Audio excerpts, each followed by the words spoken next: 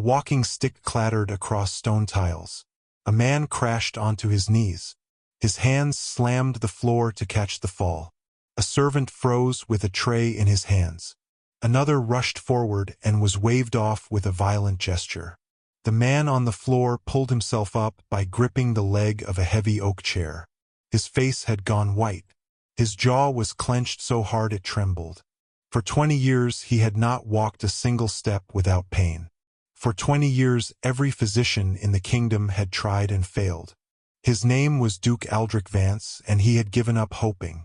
Then a woman in a worn brown cloak stepped through the front gate of his manor. She carried no medicine bag and no letters of introduction. What she did in the next hour silenced the household. "Stay with me on this one." The widow stood very still in the entrance hall. A footman had blocked her with one arm. Another had run to fetch the steward. Now 3 men stared at her, and she stared back without flinching. She was thin. Her cloak was patched in 2 places. Her boots had been mended so many times the original leather was almost gone. But her eyes were calm, the kind of calm that made men nervous. "State your business." The steward's name was Master Home, and he had served at Vance Manor for 31 years. He had turned away king's messengers in his time. He had turned away bishops. He looked at the woman in front of him the way a man looks at a stain on his coat. "I came to see the Duke. The Duke does not see beggars. I am not a beggar." She did not move. She did not raise her voice. But she did not step back either, and that was the part Home noticed. Beggars stepped back. Petitioners stepped back. This woman stood where she stood and waited. "What is your name?" "Elara Wren." "And what do you want from his grace?" "I came to mend his legs." The footmen looked at each other. One of them almost laughed and then thought better of it. Master Home did not laugh. He had been at the manor through 20 years of physicians. Court surgeons from the capital. Healers from the eastern hills. A monk who had walked 3 weeks barefoot to offer prayers. A Moorish doctor who had charged a fortune in gold coin. Every one of them had failed. "His grace has been seen by the best physicians in the kingdom." "I know. Better physicians than you, woman." "Almost certainly." That answer caught him off guard. He frowned. "Then what makes you think you can do what they could not?" She did not answer that question. She just held the small wooden box she carried a little tighter against her ribs. Up the long stone staircase, behind a heavy oak door at the end of the hall, the Duke had heard voices. He had heard the word legs. He had heard a woman speak without fear in his entry hall, which was unusual enough that he raised his head from the desk. He listened. For 20 years he had heard physicians announced. Each one came in carrying the same proud step, the same case of glittering instruments, the same speech about his grace's affliction and his grace's hope. Each one left quieter than they arrived. He had stopped meeting them in person years ago. Home dealt with them. Home sent them away. But the voice from the entry hall did not sound like the voice of a physician. He rang the small bronze bell on his desk. Down in the hall, Home heard the bell ring 3 floors up and his face hardened. "Wait here," he said. He went up the stairs slowly.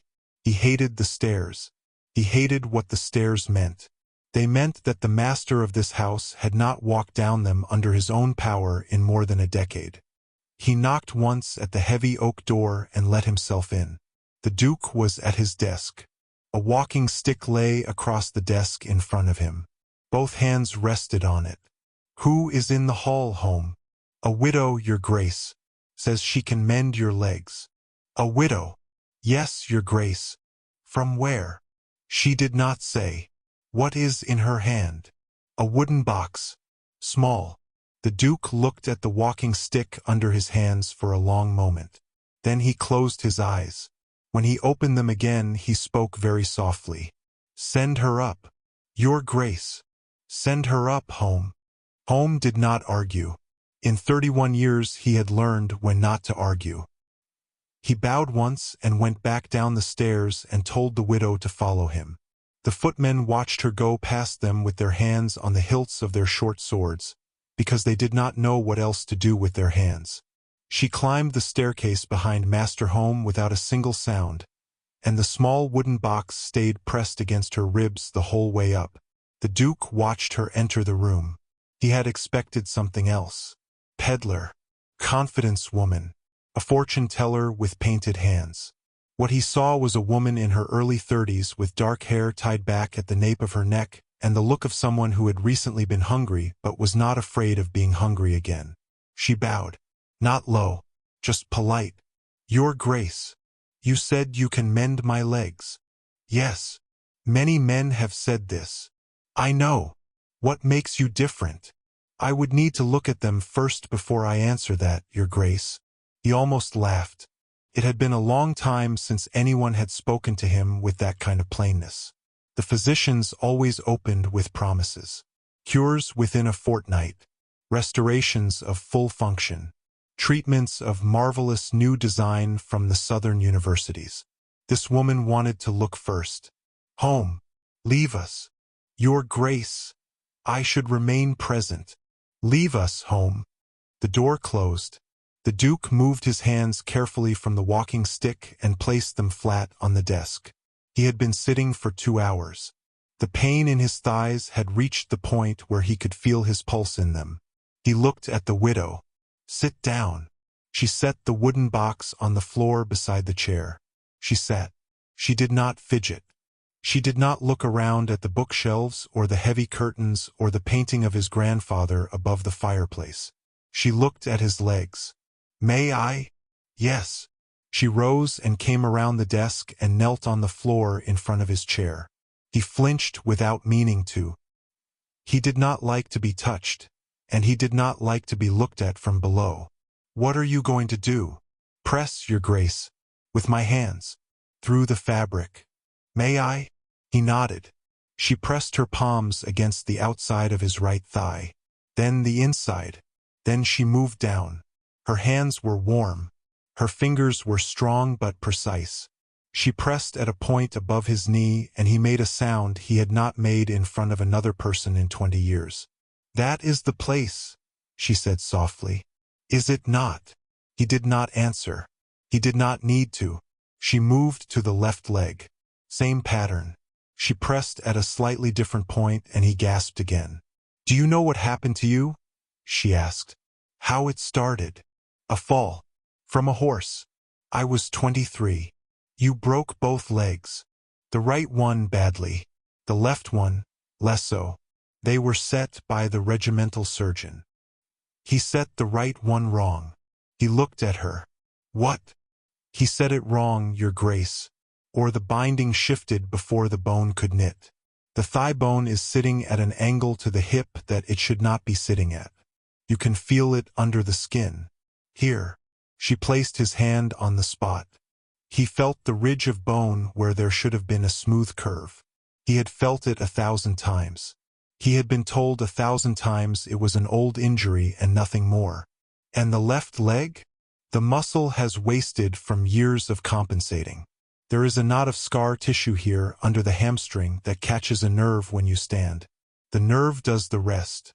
When the nerve is pinched, the leg refuses to bear weight, and when the leg refuses to bear weight, you fall, and when you fall, the right hip grinds against the wrong angle, and the cycle repeats. He sat very still. In 20 years, no one had said any of this to him. The court surgeons had spoken of humors, of imbalanced bile, of cold settling in the bones. One had bled him 11 times in a single winter. One had suggested mercury. One had built him a chair with springs in it. One had told him to pray harder. How do you know this? My husband was a surgeon to the 8th Regiment. I assisted him for 9 years. I watched him set bones, and I watched him reset bones that had been set wrong by men who should have known better. He did not always succeed, but he taught me to feel the difference. Where is your husband now? In the ground, Your Grace. 3 winters passed. He did not say he was sorry. He had stopped saying that kind of thing a long time ago. He just looked at her. What can be done? The bone cannot be reset. It has knitted too long. but the muscle around it can be lengthened, and the scar tissue can be broken, and the nerve can be freed. You will not walk like a young man, Your Grace, but you will walk. How long? To break the worst of the scar tissue, an hour. Today, if you allow it. And the pain? Considerable. Now, and worse tomorrow. Less the day after. Much less the day after that. He looked at the walking stick on the desk. Do it. She opened the wooden box. Inside was a small lacquered bottle of dark oil, 2 short rods of polished bone, and a folded cloth. Nothing more. She took the bottle. She removed his boots. She rolled up the legs of his breeches to the knee. She uncorked the oil and poured a small amount into her palm and warmed it between her hands. The smell of it filled the room. He did not know what it was. It was not unpleasant. She began to work. For the first 10 minutes it was bearable.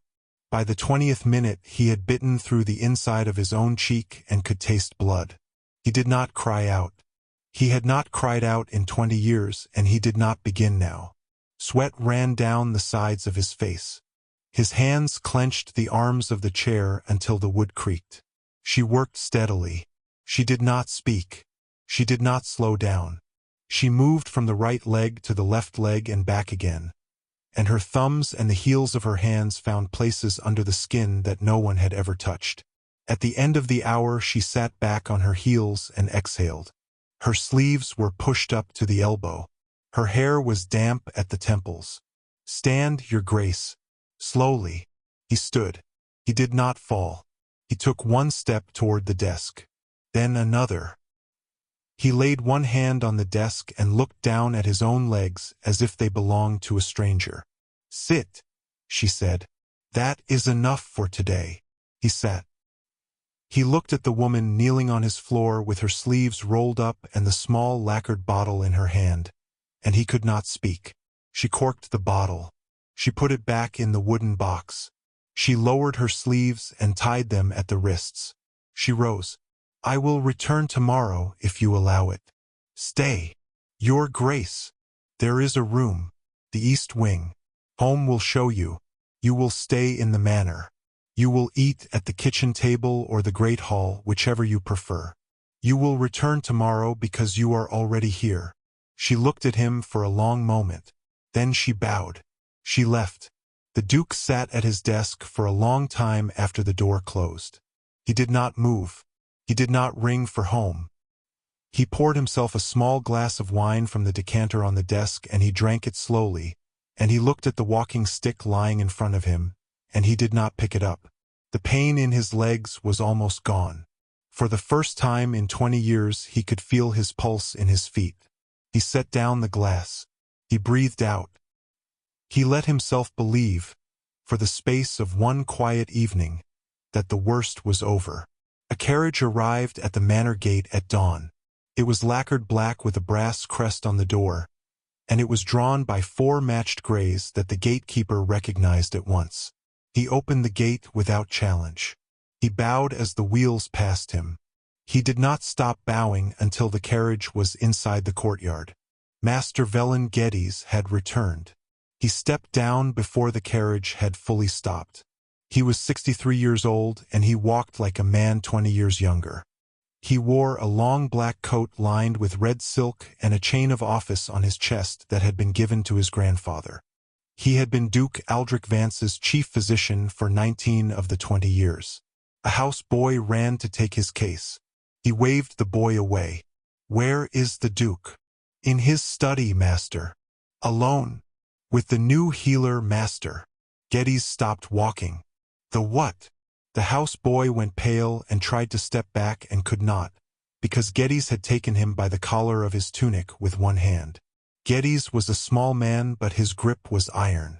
What healer, boy? Speak. A widow, master. She came yesterday. The Duke. He. The boy swallowed. He stood, master. He took 2 steps. The Duke walked. Geddes let him go. For several seconds he did not move. Then he turned and walked into the manor at a pace that made every servant he passed step out of his way. He climbed the stairs without slowing. He reached the heavy oak door of the Duke's study, and he did not knock. He opened it. He stepped in. The widow was inside. So was the Duke. So was the small wooden box, open on the desk between them. Geddes looked at her once, and his face did something it had not done in years. Twisted. "Who is this woman, Your Grace?" The Duke looked up calmly. He did not stand. He did not need to. "Her name is Alara Wren. She is the daughter of a surgeon. She is here as my physician." "Your physician?" "That is what I said. Your Grace." With respect. "Where did she train?" "She did not train at a university, Geddes." "Then she is not a physician." "She knew within 5 minutes of touching my legs what no one in this house has known in 20 years. I stood last night. I walked 4 steps. I am sitting here today without my stick." "Your Grace." "I have not finished, Geddes." Geddes closed his mouth. The Duke spoke very quietly. "You have been my chief physician for 19 years. You have bled me. You have purged me. You have prescribed me powders that turned my urine the color of ink. You have told me my condition was the will of God. I have paid you 8,000 crowns over those 19 years. I have been generous. I have been patient. I have not, in all that time, walked a single step without screaming inside my own head. This woman did in 1 hour what you did not do in 19 years. You will speak of her with care." Geddes did not move. "Your Grace," he said, "she is a heretic." The Duke set down his cup. "Explain. What she has done, pressing on the body, breaking what she calls scar tissue, freeing what she calls nerves. These are practices forbidden by the College of Physicians. She manipulates the flesh in ways the Church has condemned. She is not a healer, Your Grace. She is what the tribunal would call a manipulator of bodies. The penalty is the rope, or the pyre, depending on the judge." The room had gone very still. "I have already written to the tribunal, Your Grace. I sent the letter at dawn from my own house before I came here. They will be at this manor within the week.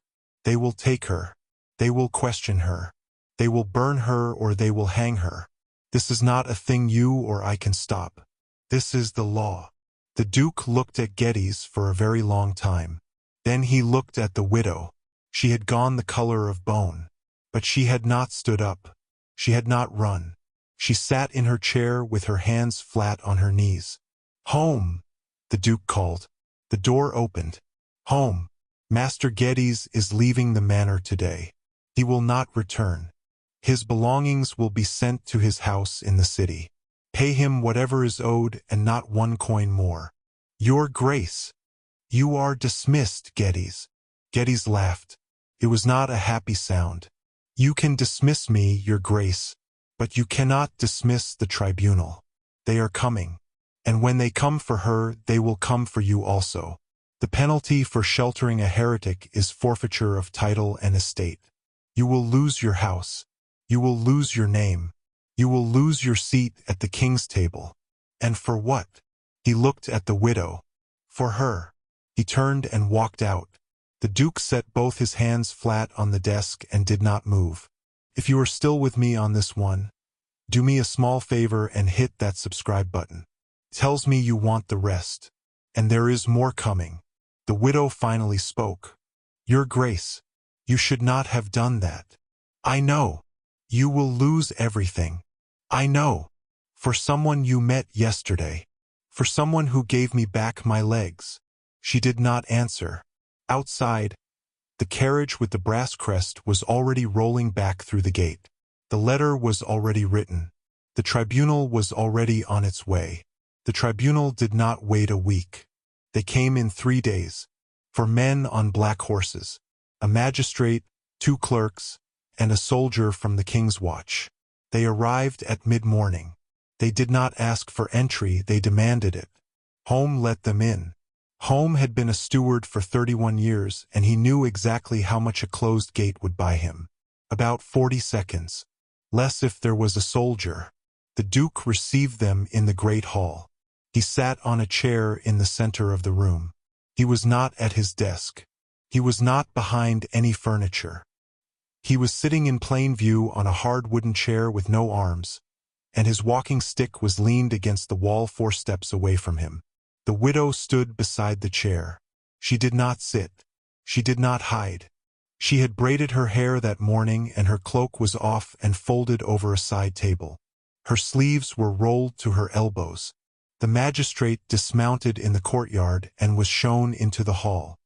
He was a thin man with the long, pale face of someone who slept badly. He read the charge from a roll of parchment. The widow was accused of unlawful practice, of manipulating the bodies of the living, of heresy against the teachings of the college and the church. The penalty, he said, was hanging. The Duke was named as her sheltering accomplice. The penalty for him was forfeiture. He finished reading. "Your Grace, the accused must come with us." "No," said the Duke. "Your Grace, you will hear me first. After that, you may do as you wish." The magistrate considered this. He was tired, and he had been riding since before dawn, and he had no taste for a fight with a man of the Duke's name. He nodded. "You may speak, Your Grace." Briefly. The Duke placed both hands on his knees. Then he stood. He did not use the chair to push himself up. He did not lean on anything. He stood up on his own 2 legs in the middle of the great hall, and he walked. He walked 5 steps forward, toward the magistrate. He turned. He walked 5 steps back. He stood with his hands at his sides, and he did not tremble. The clerks stopped writing. The soldier from the king's watch took half a step back without realizing he had moved. The magistrate looked at the Duke's legs, and then at the Duke's face, and then at the widow standing by the empty chair, and he did not speak. 20 years, said the Duke. "I have not done that in 20 years. The hall was silent. "Master Geddes has told you this woman is a heretic. He has told you she manipulates the flesh in ways forbidden by the college. He has told you she should hang. He has told you these things because she did in one afternoon what he failed to do in 19 years, and his pride cannot bear it. That is the whole of his case. Pride." The magistrate cleared his throat. "Your Grace, the college has authority over. The college has authority over physicians. This woman is not a physician. She has never claimed to be a physician. She is the widow of a regimental surgeon, and she has skill in the setting of muscle and bone. There is no law against skill. There is no law against the laying on of hands. The church itself blesses the laying on of hands. You will not hang her for it. Your Grace, there are precedents. There are precedents on both sides. You know this as well as I do." The widow stepped forward. She had not been invited to speak, but she spoke. "Magistrate, if it would help, I will tell you what I did to his Grace's legs. I will describe it in the same words I would use with a regimental surgeon. There is no spell in it. There is no charm. There is no prayer to anything other than the God my husband and I both prayed to. I worked the muscle around an old, badly set break. I lengthened the muscle. I broke a knot of scar tissue that was pinching a nerve in his left thigh. The result is what you see. He stands. He walks. There is nothing in what I did that the college does not also do, except that I did it and they did not. If that is heresy, magistrate, then the college has been heretical for 200 years. The clerks were writing again now. Fast. The magistrate looked at his clerks. He looked at the soldier. He looked at the Duke standing in the middle of the great hall. He looked at the empty chair beside the widow. He rolled up the parchment. "This is irregular." "Yes," said the Duke. "It is. I will take Master Geddes's letter back to the tribunal. I will also take my own account of what I have seen in this hall. The tribunal will decide. That is all I ask." The magistrate nodded once. He turned to the widow. "Mistress Wren, you will not leave this manor until the tribunal sends word.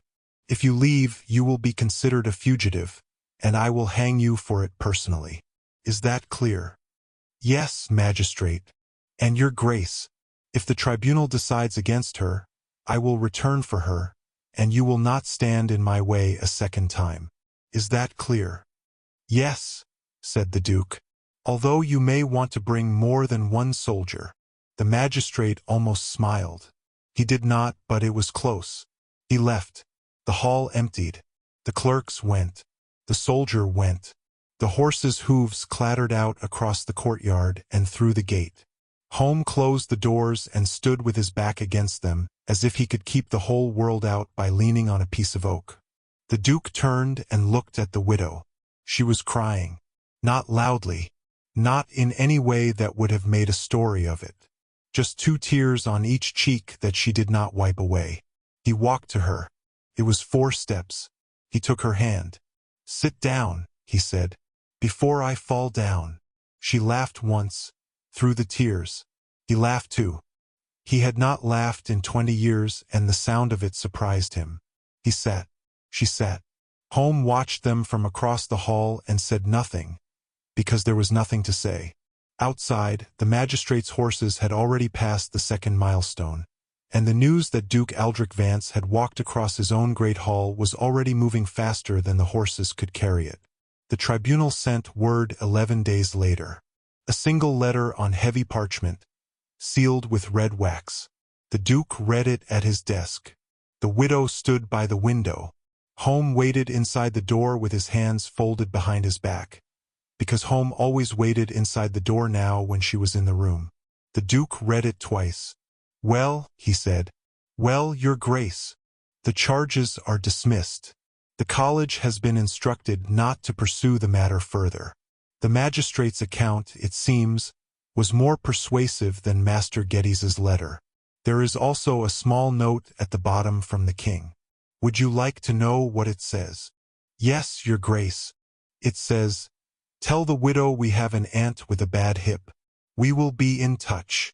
She laughed. He laughed. Home, by the door, allowed himself a small dry sound that might have been a laugh in another man. The Duke set the parchment down. "You are free to leave, Mistress Wren, if that is what you wish." She did not answer at once. She had been at the manor for 2 weeks. In that time she had treated his legs 9 times. The pain was almost gone. He could walk 100 paces without tiring. He had walked the long gallery the night before, and he had walked it back. He had eaten at the table beside her every evening, and she had taught him the difference between a muscle that was lazy and a muscle that was afraid. He had told her, on the 4th evening, about the horse and the fall. She had told him, on the 7th, about her husband, and about the small house on a hill outside the regimental town where they had lived for 9 years, and about the winter morning she had buried him beside a stone wall under a yew tree. He had asked her, on the 10th evening, if she had children. She had said no. He had asked her, on the 11th, if she had family. She had said no. He had not asked her, on the 12th, what she would do when she left, because he had not been able to bring himself to ask. He had spent the night not sleeping and looking at the ceiling of his bedchamber, which he had not done since he was a boy. He looked at her now in the morning light by the window.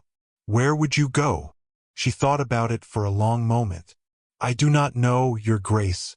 I came here because I had nowhere else to go. I came here because I had heard, in the village 2 days' walk south, that you had been suffering for 20 years, and that any healer who tried and failed was sent away with a coin in their pocket. I needed the coin. I came hoping to try, and to take the coin and find a smaller village further south where no one knew me, and to live there until I could not. That was the plan. And now I do not know." He stood.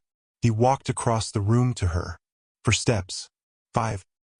He stopped in front of her, and he did not lean on anything, and the morning light came through the window and fell on both of them. "Stay, Your Grace.